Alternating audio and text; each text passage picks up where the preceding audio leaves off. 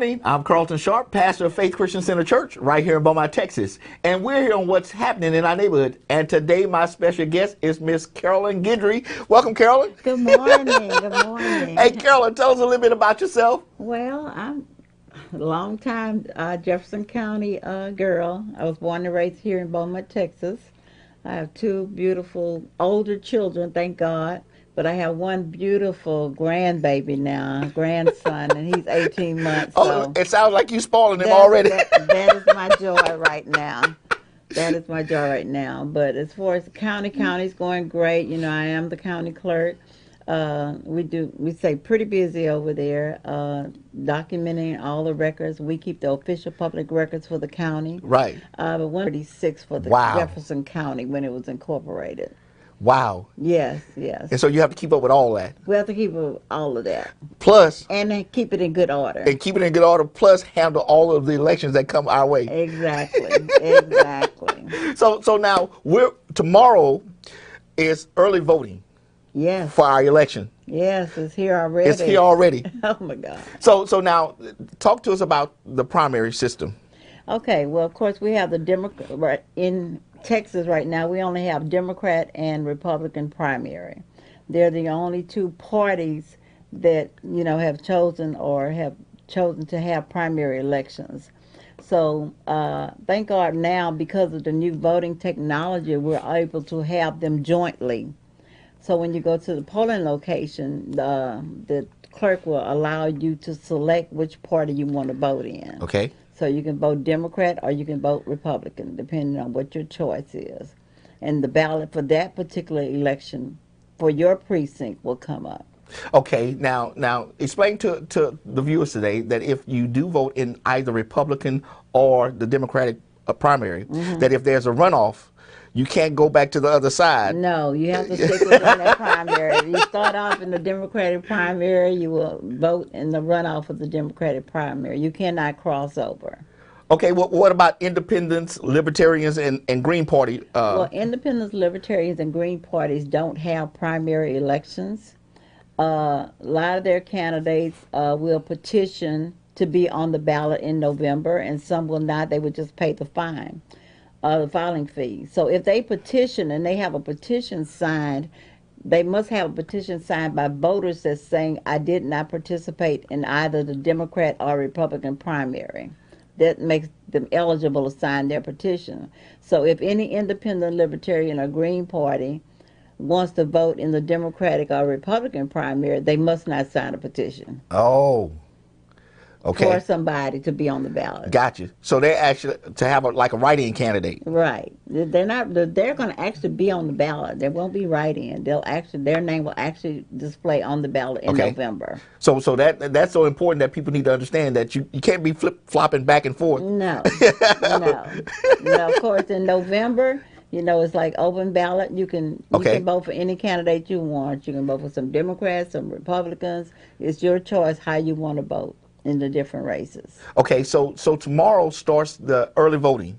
That's correct. So so your office is going to be We're already buzzing. We've had all the equipment delivered already, and the last thing that we have to put out is some signs about the parking, because we want to make sure that our voters have adequate parking when they go to vote and don't have to walk long distances. So talk to us about the efficiency of the system that we have here in Jefferson County, because I can recall many years ago we used is that the year we made CNN? So talk to us about that. Well, we have the Hart E-Slate system, which we use the wheel, and it's a very good system. It's a very reliable system. That's the main thing. The system we had prior to was touchscreen, and it had a lot of calibrations issues. We don't have those issues with this Hart system. So I think all of the voters in Jefferson County have gotten accustomed to it. It's the same use system that's used in Harris County, that's used in Chambers County. It's one of the most popular systems. There's only 2 vendors that sell election equipment, so we've been very happy with it since we made the changeover. We don't make the news as much. Okay. So now with all of this stuff going on with hacking of our systems and stuff like that, how can the voters be assured that our systems are not hacked? I'm glad you asked me that. For one thing, Our system is not connected to any type of internet at all, the voting system itself. Now, when you go to register, the voting database, which is our poll pads, we are connected to the internet because that's how we can tell. We have real-time voter check-in. So a voter cannot leave, say, Rogers Park and go over to John's Library and vote again because we have real time. It's Oh, that's updated just good. immediately. But that's only on the voter registration database. When you start talking about the voting machines and the voting system itself, there is no internet connection whatsoever. So when you talk about the database, so people understand. So when you walk up to the table, Right. you have to present your driver's license. That's correct. And they scan it, Yes. the back of it, and Yes. then you have to sign off saying that that's you, Right. and this is the correct address. Right. And so that system, you're able to know who voted that day. That's correct. Immediately. Immediately. It uploads. It uploads every few seconds because just think about it. You could actually leave one location, drive across town, and go vote again Yeah. if we didn't have that system in place. But that was one of the requirements in order for us to be vote centers, for you to be able to vote anywhere. One of the requirements of the Secretary of State. Now- you had to have real-time database. So mentioning that, so now those of us who live in this county can vote anywhere. Anywhere. So if you're driving in Port Arthur, in Nederland, in Port Neches, or in Beaumont, you could stop and vote. Anywhere within the county that we have a voting location. Wow. Yes. So that means that people are without excuse. No excuses. It used to be I can't get back to my precinct in time. Right. I work out here. I can't get back to my precinct in time. There are no excuses. We have 38 polling locations on election day that they can go to, Wow. any one of them. And we have 11 early voting locations, by the way. Wow. So 11 early voting locations, and then 38 on March the 3rd. That's correct. Now, okay, so the early voting begins tomorrow. Tomorrow. And so You keep reminding me of that. I understand. You're like, no, I can't wait till it's over. But now, what are the times for the early voting? Okay, well, early voting the first week is going to be from 8 to 5. Okay. Okay, and that's including all the way through Saturday. And then on Sunday, we have noon to 5 p.m. voting. Let's try to get the churches. A lot of Okay. churches will come after they get out of church. And then the last week of early voting, it is 7 a.m. to 7 p.m. Okay. So the 25th or that Monday, the 24th, it starts the long. 18th. The 18th We starts start at 8 to tomorrow. 5. We start right. tomorrow. Right. Yeah, Tomorrow. 8 to 5. 8 to 5. That week. Right. And then the next week, 7 to 7. 7 to 7. Yeah, and the only day that's different is the Sunday, which is noon to 5. Noon to 5. So take from the pews to the polls. Pews to the polls. Pews to the polls. We'll be waiting on it to happen. So 8 to 5. So starting tomorrow at 11 locations, you can go vote from 8 o'clock to 5 o'clock. And then on Sunday, from 12 o'clock to 5 o'clock. Right.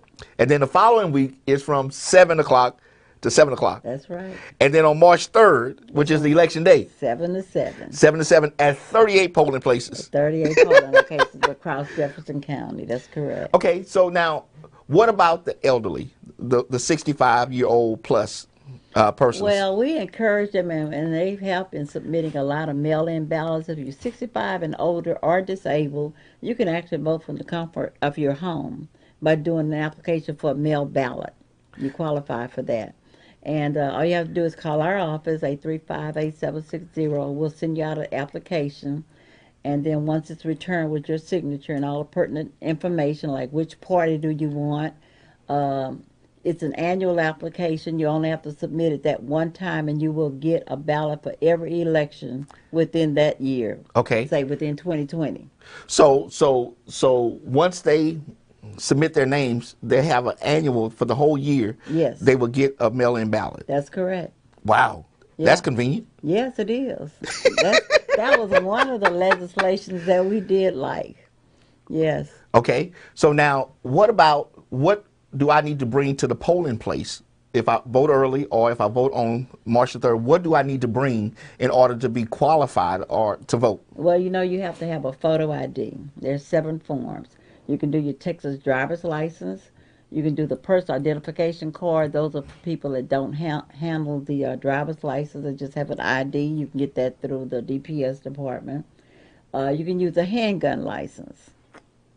A lot of us have those. Yeah. You can use the United States military identification card as long as it contains the photo, and then you can use your citizenship papers. Okay. Yeah, and then last but not least would be your passport. Okay. So the people who are watching don't necessarily need their voter's card. No, it's always good to have it, but you don't need it. You don't need it. You've got to have ID. You got to have ID. Right. So you have to have a driver's license, or an ID card, or your military card, or your gun. Handgun license. Your handgun license. Yeah. Or your passport. Or your passport. Right. And so again, you scan those things in your system, and it's automatically, we know you voted. That's correct. Okay, now let me ask you this. So you know how many people vote in each one of the primaries, Republican and Democratic, correct? The number. Yeah, at the end of the period. At the end of the period. But you don't know, say for instance, who I voted for. Oh, absolutely not. Your ballot is secret. So we don't have access to see your name or your VUIT number, which is your identification number for your voter registration, is not tied to any ballot at all. So we would have no way of knowing that. Okay, because people might have that question. Well, Yeah.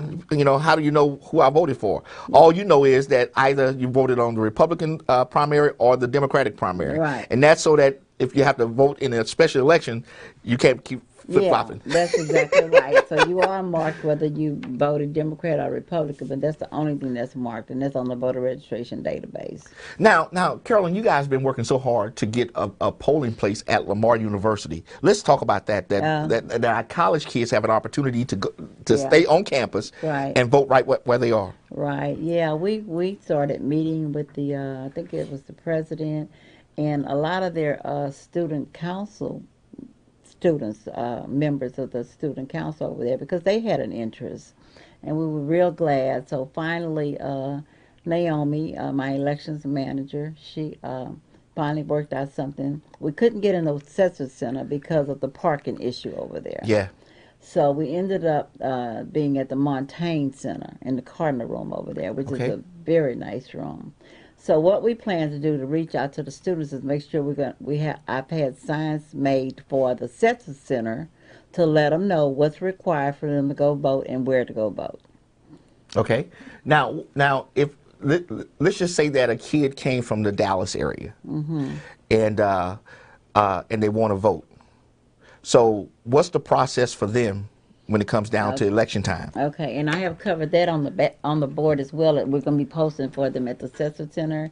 If you are registered in another county and you have not secured a mail-in ballot, which you could have done because you're absent from the county, and you want to vote here in Jefferson County, and you do have a residence here to change your voter registration to, then you must come down during the early voting period only at the main courthouse, Okay. which is 1085 Pearl Street. Okay. And you can vote a limited ballot, which means that you can only vote on your federal and state elections. Okay. Nothing to do with the county itself, but only on federal and state.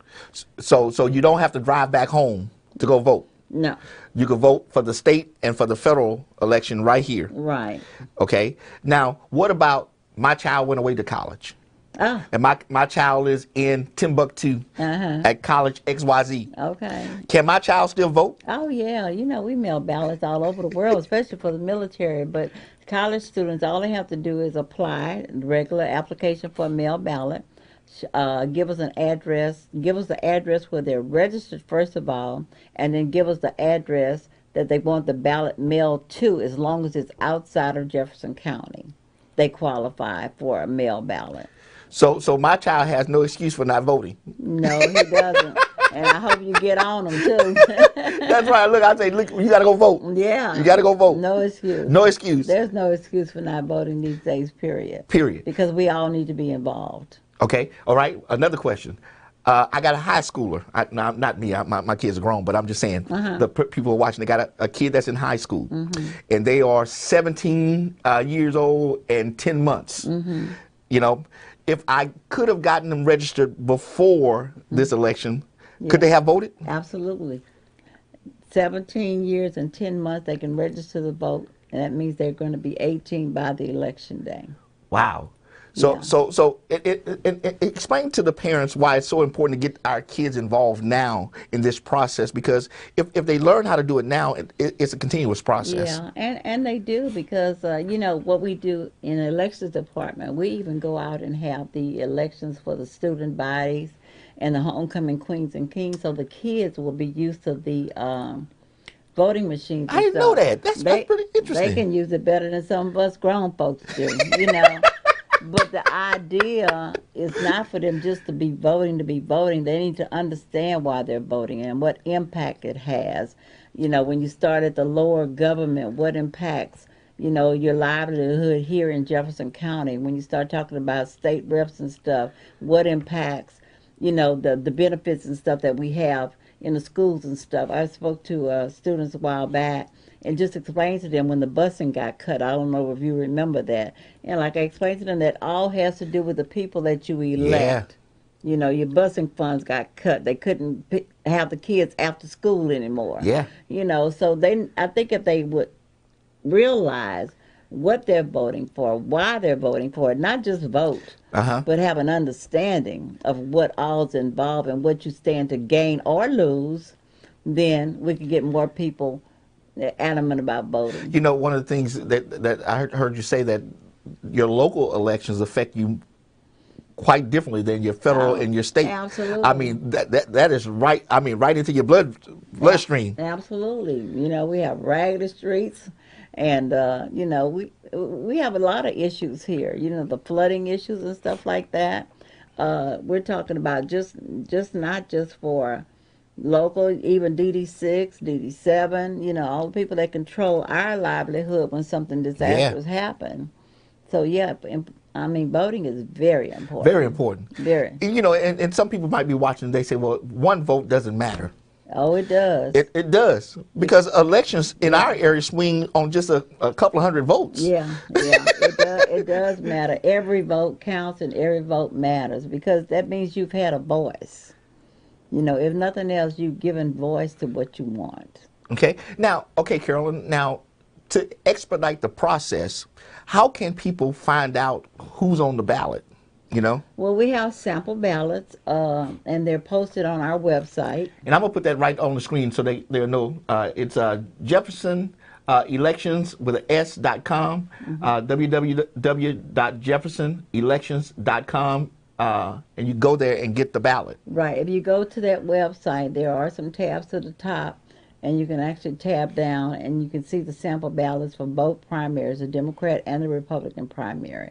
And it includes all the candidates. Now, you may not be able to vote for all the candidates depending on what area you live in, but it has a list of all the candidates that's on the ballot. Okay, and there it is right there, still on the screen. And the number for the elections department is 409-835-8760. Again, that number is 835-8760. So you have that right there on your screen. Hey, Carolyn, one other thing, I heard this, that in November election, that it won't be any more straight party No voting. more straight party voting. Oh my goodness. Yeah. So how do we educate people to know that after this election in March, Yeah. come November, you Yeah. just can't hit one button? No, you can't hit one button in this election, but they're so used to custom doing it in November. We get a lot of straight party voting on both sides of the aisle.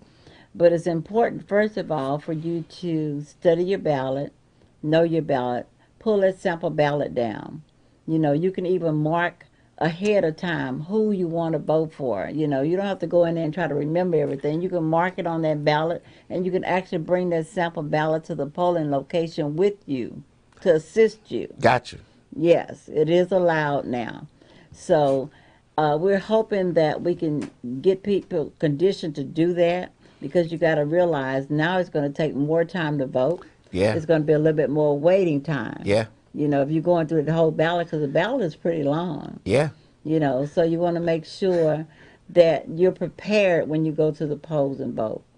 But of course, as always, each candidate will have outside their name their party affiliation. Okay. Some people may just be looking for parties and go down the line.